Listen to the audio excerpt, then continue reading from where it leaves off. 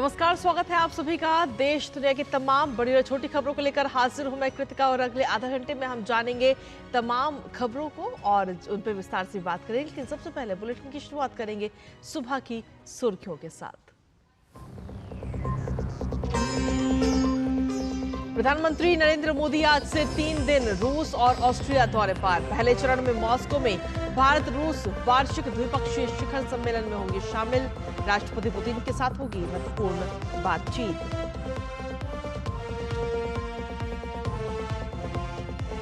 NEET UG परीक्षा से जुड़ी सभी याचिकाओं पर आज सुप्रीम कोर्ट में अहम सुनवाई। पेपर लीक और गड़बड़ियों के हैं आरोप। सीबीआई अब तक कई लोगों को कर चुकी है गिरफ्तार।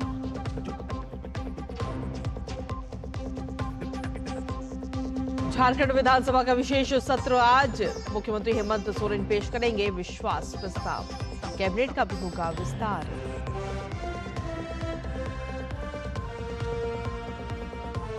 जेडीएस के पूर्व सांसद प्रज्वल रेवन्ना की न्यायिक हिरासत का अंतिम दिन। यौन शोषण और बलात्कार के आरोप में बेंगलुरु सेंट्रल जेल में है रेवन्ना।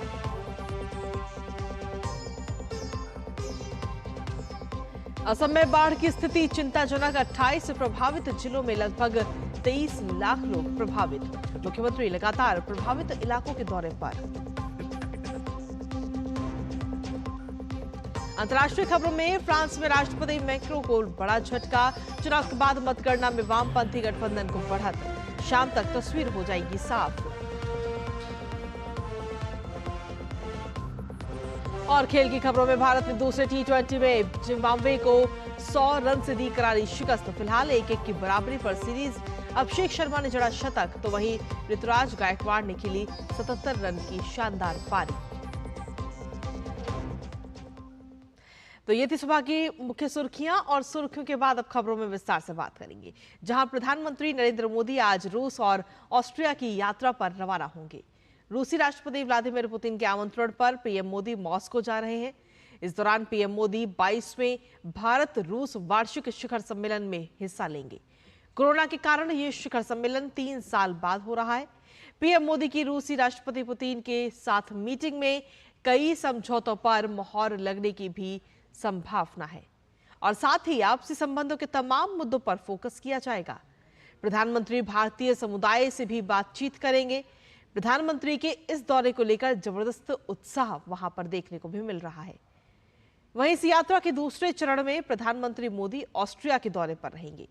वो ऑस्ट्रिया के चांसलर और उच्च स्तरीय कारोबारी समूहों के साथ प्रतिनिधिमंडल स्तर की वार्ता करेंगे। साथ ही आपको बता दें कि ये प्रधानमंत्री मोदी की ऑस्ट्रिया की पहली यात्रा है।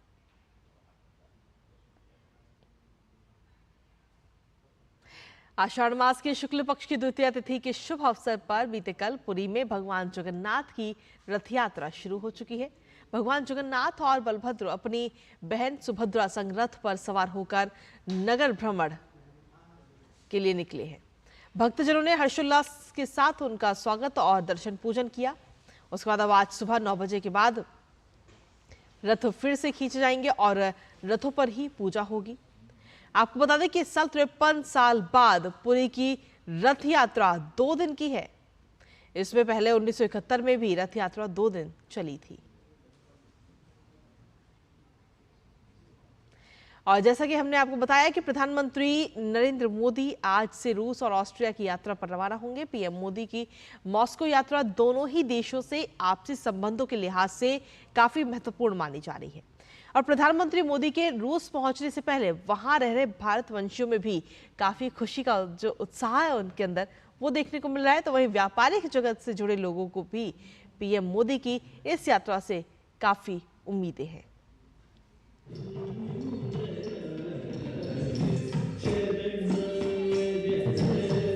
नरेंद्र मोदी जी, हमें राष्ट्र में आपका स्वागत है। I'm really happy that relationship between two my beloved countries, my motherland Russia and India. Bharat और रूस की दशकों पुरानी दोस्ती नया आयाम लेने जा रही है जब प्रधानमंत्री मोदी अपने तीसरे कार्यकाल में पहली बार रूस जाएंगे। 2019 के बाद और रूस यूक्रेन जंग शुरू होने के बाद पहली बार प्रधानमंत्री मोदी रूस के राष्ट्रपति पुतिन के निमंत्रण पर 22वें भारत रूस शिखर सम्मेलन में हिस्सा लेने के लिए मॉस्को जा रहे हैं। इस दौरे को लेकर तैयारियां चरम पर हैं और लोगों में पीएम मोदी को लेकर जबरदस्त उत्साह देखने को मिल रहा है। I am happy to welcome the Prime Minister Narendra Modi. We are very happy to perform in welcoming dance program and represent this beautiful art form of India. PM Modi का ये दौरा 2 दिन यानी 8 और 9 जुलाई को होगा। प्रधानमंत्री मोदी की रूसी राष्ट्रपति पुतिन के साथ मीटिंग में कई समझौतों पर मोहर लगने की भी संभावना है और साथ ही आपसी संबंधों के तमाम मुद्दों पर फोकस किया जाएगा। भारत और रूस के बीच सन 2000 से एनुअल समिट की परंपरा रही है, जिसमें हर साल हमारे प्रधानमंत्री और रूस के राष्ट्रपति विजिट एक्सचेंज करते हैं। तो लास्ट एनुअल समिट जो हुआ था 2021 में हुआ था, जब प्रेसिडेंट पुतिन भारत गए थे, और अब प्रधानमंत्री जी आ रहे हैं 2 सालों के बाद। तो ये विजिट उस कारण बहुत इम्पॉर्टेंट है कि हम रीस्टार्ट कर रहे हैं एनुअल समिट की परंपरा। हम इस विजिट से काफ़ी उम्मीद रखते हैं कि जो हमारे संबंध हैं वो और भी सुदृढ़ होंगे। कैसे रहे हैं भारत और रूस के द्विपक्षीय संबंध और आर्थिक व्यवस्था में कैसे मजबूती आई है, आइए डालते हैं इस पर एक नजर। भारत रूस साझेदारी दुनिया के सबसे स्थिर रिश्तों में से एक है। सैन्य, परमाणु और अंतरिक्ष सहयोग के पारंपरिक क्षेत्रों में दोनों देश आगे बढ़ रहे हैं। राजनीतिक, रक्षा, व्यापार और अर्थव्यवस्था, विज्ञान और प्रौद्योगिकी, संस्कृति और लोगों के बीच संबंधों में वृद्धि हुई है। भारत और रूस के बीच राष्ट्रीय मुद्राओं में 60% व्यापार होता है। 2025 तक द्विपक्षीय निवेश को $50 बिलियन तक पहुंचने का लक्ष्य रखा गया है। द्विपक्षीय व्यापार को $30 बिलियन तक बढ़ाने का लक्ष्य निर्धारित किया गया है। दोनों देशों के बीच वित्त वर्ष 2023 से 24 में द्विपक्षीय व्यापार $65.70 बिलियन रहा। आइए अब आपको सुनाते हैं कि दोनों देशों की आर्थिक नीतियों पर क्या कहना है व्यापारियों का। हम लोग बहुत एक्साइटेड है कि वो लोग यहाँ पे आ रहे हैं। डिफेंस में ऑलरेडी चल रहा है, फार्मा में भी चल रहा है, but sky is the limit. हम लोग ये नहीं देखते कि रशिया में manufacturing, we are also looking at manufacturing in India and exporting to Russia. So both ways communication Ayurveda है, न्यूट्रास्यूटिकल्स है, विटामिन्स है, वो ग्रो कर रहा है और हम लोग बहुत स्ट्रॉन्ग है भारत इन सारे सेगमेंट में। प्रधानमंत्री जी जो आ रहे हैं, रशियन प्रेसिडेंट के साथ बात होने वाली है इनकी और सारे अथॉरिटी के साथ। तो फार्मा एक बहुत ही टॉप बिजनेस के लिए प्रोस्पेक्टिव है हमारे लिए और अच्छा कुछ होने का उम्मीद है। भारत और रूस के रिश्तों और व्यापार को और बढ़ावा मिल सके, इस लिहाज से ये दौरा बेहद खास माना जा रहा है। रूस भारत में क्रूड एनर्जी का एक महत्वपूर्ण सोर्स है। साथ ही भारत रूस का अन्य क्षेत्रों में भी व्यापार बढ़ा है, जिसके दूरगामी परिणाम सामने आएंगे। अपने इस 2 दिवसीय दौरे के दौरान प्रधानमंत्री नरेंद्र मोदी मॉस्को में रहने वाले भारतीय समुदाय के एक ग्रुप को भी संबोधित करेंगे। ये विजिट आई थिंक बहुत इम्पॉर्टेंट है, क्योंकि इस टाइम जो क्रूशल स्टेज चल रही है दुनिया के अंदर, तो उस टाइम पे मोदी जी का यहाँ विजिट करना एक बहुत इम्पॉर्टेंट रोल है हमारे लिए। वैसे काफ़ी चीज़ें यहाँ पे मोदी जी के आने के बाद चेंज हुई है। एक अब पे लोगों के देखने का नज़रिया काफ़ी बदला है। बहुत गर्व महसूस होता है बिकॉज़ उनके प्रयास और देशभक्ति की वजह से हमारा देश हर क्षेत्र में आगे बढ़ रहा है। हमें बहुत खुशी हो रही है कि हमारे मोदी जी यहाँ आ रहे हैं, इसलिए हम सब यहाँ पे अपने मिनी दुब्रोवका में इकट्ठा हुए हैं। लंबे अंतराल के बाद प्रधानमंत्री की मॉस्को यात्रा को लेकर लोग बहुत उत्सुक हैं और प्रधानमंत्री के मॉस्को पहुँचने का इंतजार कर रहे हैं। पीएम मोदी 8 से 9 जुलाई रूस के और 9 से 10 जुलाई ऑस्ट्रिया के दौरे पर रहेंगे और इन दोनों देशों के दौरों से पारंपरिक रिश्तों में और मजबूती नजर आएगी। मॉस्को से जैसिका और सुधीर यादव के साथ ब्यूरो रिपोर्ट, डीडी न्यूज। और खबरों का सिलसिला डीडी न्यूज पर यूं ही लगातार जारी। फिलहाल बुलेटिन में वक्त एक छोटे से ब्रेक का, बने रहिए हमारे साथ।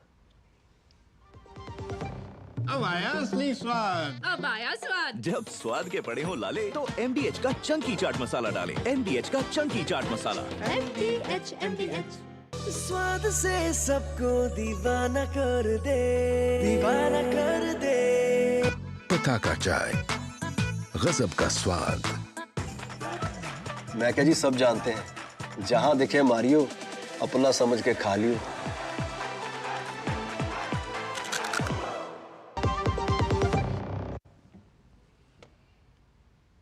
और ब्रेक के बाद एक बार फिर से स्वागत आप सभी का। खबरों में आगे बढ़ेंगे तो हम लगातार बात कर रहे हैं प्रधानमंत्री नरेंद्र मोदी के दौरे को लेकर, क्योंकि पीएम मोदी 9 से 10 जुलाई के दौरान ऑस्ट्रिया की यात्रा भी करेंगे।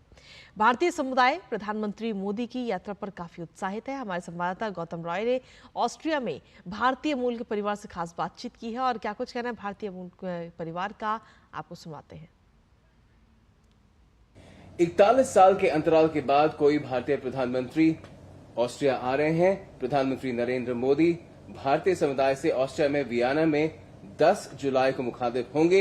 31,000 तक की संख्या है भारतीय समुदाय की ऑस्ट्रिया में, और उनमें से एक काफी जो जाना माना परिवार है, मुलक्कल परिवार, उसके सदस्य हमारे साथ हैं, जिनका यहाँ पे एक बहुत व्यापक एक बिजनेस भी है।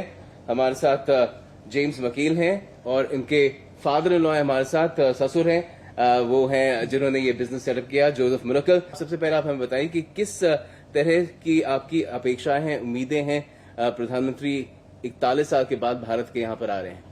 ये बहुत खुशी समय है हमारे लिए।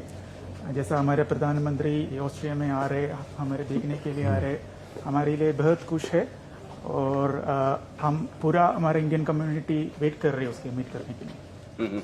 जोसेफ, आप बताएं, आप कितने समय से यहाँ पे ऑस्ट्रिया में हैं और किस तरह से आपने अपना बिजनेस सेटअप किया, और क्या आप भारत के लिए भी यहाँ पर एक जगह बना रहे हैं ऑस्ट्रिया में, किस तरीके से? मैं 84 में इधर ऑस्ट्रिया में आ गया, तो इधर काम करके 93 में बिजनेस स्टार्ट किया। फिर पहले मैं इंडिया से सारा इंपोर्ट कर रहा है, इंडिया से सारा अच्छा। मैं हमारा जो इंडियन लोग इधर हैं वो मेरा घर का गेस्ट है, ऐसा बढ़िया माल इंडिया से लाके मैं सब मेरा कस्टमर को देता था। तो अब जब प्रधानमंत्री आ रहे हैं यहाँ पर जेम्स, तो किस तरह के एक्सपेक्टेशंस हैं, उम्मीदें हैं आपकी? मेरे ओपिनियन में दोनों कंट्री का रिलेशन बहुत अच्छा होना चाहिए। मेरे ख्याल में अभी अच्छा है और अच्छा होना चाहिए। और जैसा पहले बोला था, हमारे और इधर बहुत और लोग आए तो हमके लिए और हेल्प है, जैसा आईटी लोग, और ये बहुत इधर बहुत अपॉर्चुनिटी है इंडियन लोगों के लिए। सो ये वो सब वीसा प्रोसेस है, सब स्मूथ हो गया तो इधर और लोग आ सकेगा, उसको इधर एक अच्छा एक जवान जीत सकेगा। तो आपने देखा कि किस तरह से यहाँ पर जो उम्मीदें हैं भारतीय समुदाय की वो जुड़ी हुई हैं दोनों भारत और ऑस्ट्रिया की तरक्की से, और उसमें भारतीय किस तरह का योगदान कर सकते हैं, और उसी पर एक तरह से नजर भी रहेगी इस दौरे के दौरान। कैमरा पर्सन प्रमोद नेगी के साथ Gautam Roy, Vienna, Austria, DD news. और इसी के साथ आगे बढ़ते हुए बात अब झारखंड की करेंगे, जहां विधानसभा में हेमंत सोरेन सरकार आज फ्लोर टेस्ट होना है, और इसके लिए आज विधानसभा का विशेष सत्र बुलाया गया। मुख्यमंत्री हेमंत सोरेन ने झामुमो के सभी विधायकों को सदन में मौजूद रहने के सीधे तौर पर निर्देश दे दिए हैं। वहीं आपको बता दें कि झारखंड मुक्ति मोर्चा के सहयोगी दलों कांग्रेस, आरजेडी और भाकपा ने भी अपने विधायकों को विश्वास मत के दौरान सदन में मौजूद रहने के निर्देश दिए हैं। 81 सदस्यीय झारखंड विधानसभा में 5 सीटें खाली हैं। विश्वास मत हासिल करने के लिए 39 विधायकों का समर्थन जरूरी है। सत्तारूढ़ गठबंधन के पास 46 विधायकों का समर्थन है, जिसमें झारखंड मुक्ति मोर्चा के 27, कांग्रेस के 17 और राजद व भाकपा का एक विधायक इसमें शामिल है। तो वहीं विपक्ष में 27 विधायक हैं, जिनमें भाजपा के 24 और आजसू के 3 विधायक शामिल हैं। 3 विधायक निर्दलीय भी हैं। शपथ लेने से पहले हेमंत सोरेन ने राज्यपाल सीपी राधाकृष्णन को 44 विधायकों का समर्थन पत्र सौंपा था। विश्वास मत हासिल करने के बाद आज झारखंड कैबिनेट का विस्तार भी होगा। और अब बात उस खबर की जिसमें पूरे देश की निगाहें टिकी है। दरअसल गड़बड़ी और पेपर लीक जैसे विवादों में घिरी नीट यूजी परीक्षा का भविष्य क्या होगा, ये आज सुप्रीम कोर्ट में सुनवाई के बाद तय होगा। इस सुनवाई पर देश के करीब 24 लाख छात्रों की निगाहें टिकी हुई हैं। फिलहाल सुप्रीम कोर्ट के सामने इस पूरे विवाद को लेकर अब तक करीब 38 याचिका पहुंच चुकी हैं, और इनमें ज्यादातर इस परीक्षा को रद्द करने की मांग वाली है, जबकि 1-2 याचिका परीक्षा को रद्द न करने की मांग वाली भी हैं। ऐसे में अब फैसला सुप्रीम कोर्ट के हाथ में है। नीट यूजी से जुड़ी सभी याचिकाओं पर सुनवाई मुख्य न्यायाधीश DY चंद्रचूड़ की अध्यक्षता वाली 3 सदस्यीय पीठ करेगी।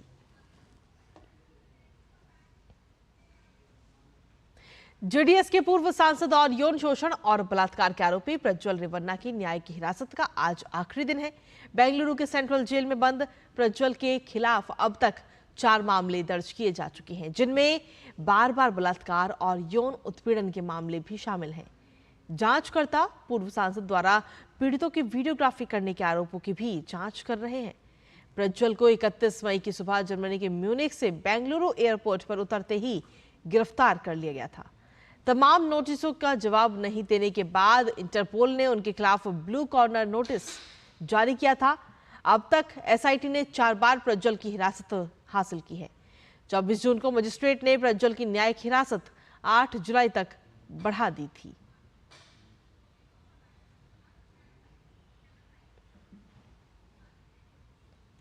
और बुलेटिन में वक्त एक और छोटे से ब्रेक का। बने रहिए हमारे साथ और देखते रहिए डीडी न्यूज।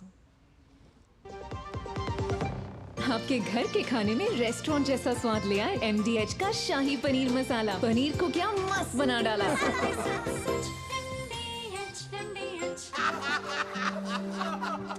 चुटकुला समझ नहीं आया? समझ तो ये नहीं आता कि खेत धान का या खरपतवार का। तो इसमें समझना क्या है दोस्त? ले आओ धान के खरपतवारों का स्पेशलिस्ट ग्रीन लेबल।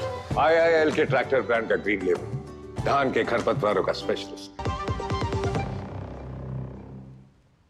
और ब्रेक के बाद एक बार फिर से स्वागत आप सभी का। खबरों में आगे बढ़ते बात अब मौसम की भी कर लेते हैं। दरअसल असम की अगर हम बात करें तो बाढ़ की स्थिति वहां पर बेहद ही चिंताजनक बनी हुई है। राज्य के 28 प्रभावित जिलों में लगभग 23 लाख लोग बाढ़ की चपेट में हैं। राज्य के कई स्थानों पर प्रमुख नदियां खतरे के निशान से ऊपर बह रही हैं। कछार, कामरूप, धुबरी, नागांव, गोलपाड़ा, बारपेटा, डिब्रूगढ़, बोंगाईगांव, लखीमपुर, जोरहाट, कोकराझार, करीमगंज और तिनसुकिया ये जिले प्रभावित हैं। 3 जिले कामरूप और डिब्रूगढ़ के शहरी इलाकों में भी बाढ़ का अलर्ट है। और इसी बीच असम के मुख्यमंत्री हेमंत बिस्व शर्मा ने बाढ़ राहत शिविरों में पीड़ितों से मुलाकात कर उनका हालचाल जाना है। उन्होंने कहा कि बाढ़ राहत कैंप की सुरक्षा और स्वच्छता सरकार की प्राथमिकता है। वहीं असम के बाद अब बात उत्तराखंड की, जहां भारी बारिश और बाढ़ के चलते जनजीवन अस्त व्यस्त हो चुका है। मौसम विभाग की ओर से राज्य में रेड अलर्ट जारी किया गया है। साथ ही चारधाम यात्रा के रोके जाने की वजह से लगभग 2500 तीर्थयात्री भी वहां पर फंसे हुए हैं। राज्य में बीते 1 सप्ताह से लगातार भारी बारिश होने के कारण पर्वतीय क्षेत्रों में भूस्खलन हो रहा है। मौसम विभाग ने 9 जिलों में अत्यंत भारी बारिश की चेतावनी जारी की है। राज्य के कुमाऊं मंडल में भारी बारिश जारी है। बीते 24 घंटे की बात की जाए तो देहरादून में सर्वाधिक 11 सेंटीमीटर बारिश हुई है, तो वहीं चंपावत, नैनीताल और उधम सिंह नगर में 10 सेंटीमीटर बारिश दर्ज की गई है।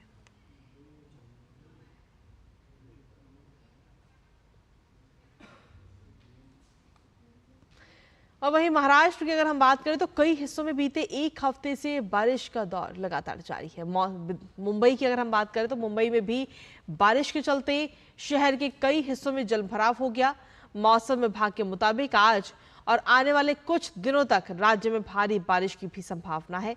IMD के मुताबिक कोंकण, मराठवाड़ा और मध्य महाराष्ट्र के इलाके इससे सर्वाधिक प्रभावित रहेंगे। पुणे, सतारा और कोल्हापुर जिलों में भी भारी से बहुत भारी बारिश की चेतावनी जारी की गई है। राज्य में लगातार हो रही बारिश की स्थिति को देखते हुए प्रशासन ने नागरिकों को सतर्क और सावधानी बरतने के लिए कहा है। वहीं चुनाव परिणामों की घोषणा से पहले ध्रुव दक्षिण पंथ के विरोध में देश में हजारों प्रदर्शनकारी पेरिस में इकट्ठा हुए। इसके बाद पेरिस में फ्रांसीसी प्रदर्शनकारियों की पुलिस से झड़प भी हो गई। प्रदर्शनकारियों ने पेरिस शहर के प्लेस डे लॉ रिपब्लिक में विरोध करते हुए नारे लगाए। सर्वेक्षणकर्ताओं के अनुमानों के आधार पर नतीजे मरीन ले पेन के राष्ट्रवादी यूरोसेप्टिक नेशनल रैली के एक झटका साबित हुआ। जनमत सर्वेक्षणों ने इसे सबसे बड़ी पार्टी बनने की भविष्यवाणी की थी, जबकि ये अभी तीसरे स्थान पर है। चुनाव के बाद संसद वामपंथी, मध्यमार्गी और ध्रुव दक्षिणपंथी समूहों में विभाजित हो जाएगी। और वहीं फ्रांस में रविवार को चुनाव संपन्न होने के बाद मतगणना जारी है, जहां चुनाव परिणाम आज आने की उम्मीद है।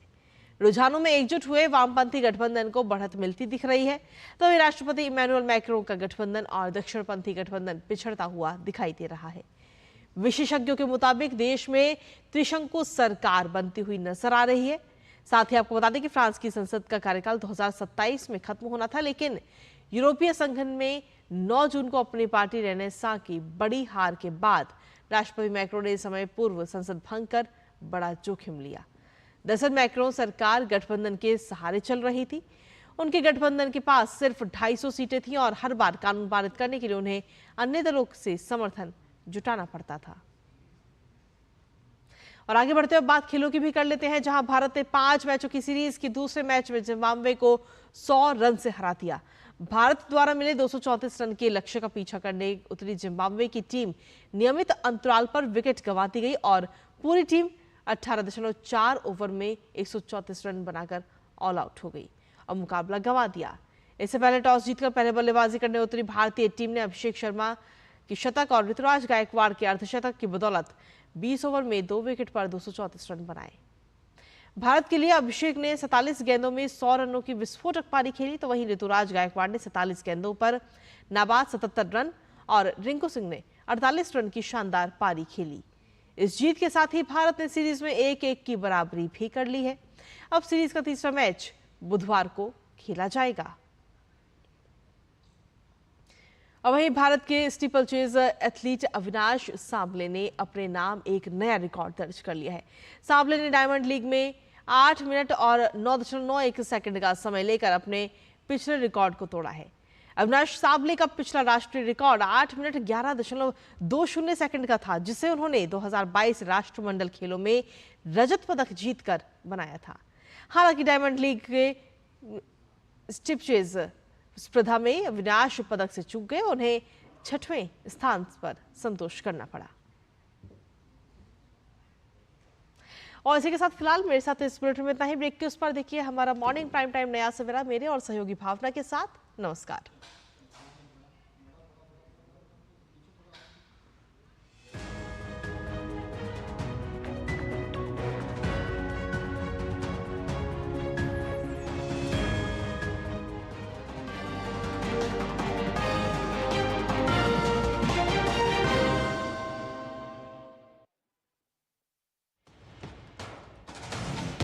कश्मीर से कन्याकुमारी तक,